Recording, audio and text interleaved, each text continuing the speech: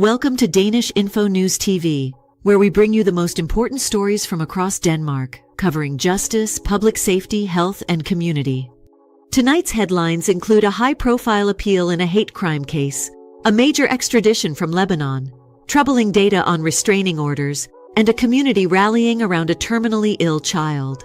Odense hate crime case appealed. The public prosecutor in Viborg has appealed a recent verdict involving the assault of 3 homosexual men in Odense last September. The victims were attacked after meeting someone via a dating app. While 2 of the 4 defendants were acquitted, the remaining 2 were found guilty of aggravated violence, but not of committing a hate crime. Now the High Court will reevaluate whether the assaults qualify as hate crimes. Prosecutor Jakob Berger Nielsen said, "This is a very serious case involving planned assaults, and the district court judges didn't agree in their assessment."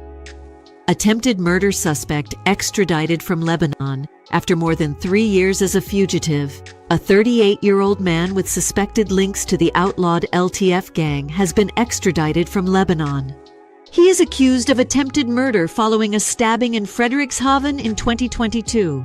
This is the second successful extradition from Lebanon in just over 6 months, an important step forward in cross-border criminal justice, according to North Jutland Police. 90% of online sex workers are foreigners. A study by Aalborg University reveals that only 11% of people advertising sexual services online in Denmark are Danish. The vast majority are foreign nationals. The study sheds light on a shadowy industry that often intersects with trafficking and exploitation. Restraining orders often denied. Despite harassment, new data from the Office of the Director of Public Prosecutions shows that less than half of all restraining order requests are granted. In 2023, only 502 out of 1,256 requests were approved. According to the Danish Stalking Center, the burden of proof is too high for victims. It's problematic that the victim must gather such extensive documentation just to feel safe, says Director Rikke Neumoller. Victims must show clear proof of threats, violence, or harassment, something many find difficult to produce. Siblings play a larger role than we realize. New research highlights how siblings often shape who we become and how we fare in life. As potentially the longest relationship in one's life, sibling dynamics influence personal development, emotional support systems, and even resilience during hardship. Swimming ban at Ulbjerg Strand. Due to coli, Viborg municipality has issued a temporary swimming advisory after E. coli bacteria were found in the water at Ulbjerg Strand. New test results are expected by Wednesday, July 9th. Until then, all swimming is discouraged.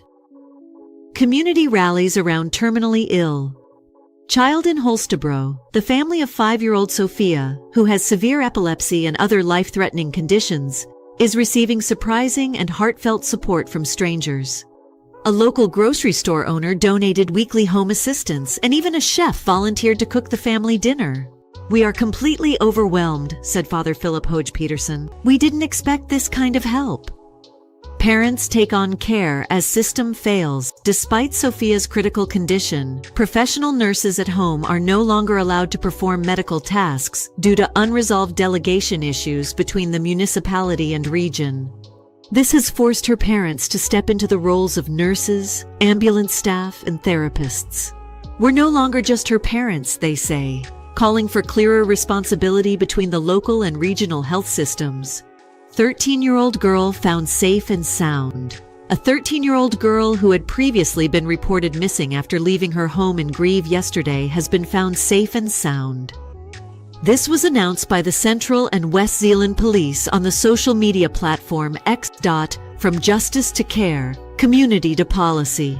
Tonight's stories remind us that headlines are more than facts. They reflect the struggles and strength of people across Denmark. Thank you for joining us at Danish-InfoNews TV. Stay informed, stay safe, and take care of each other.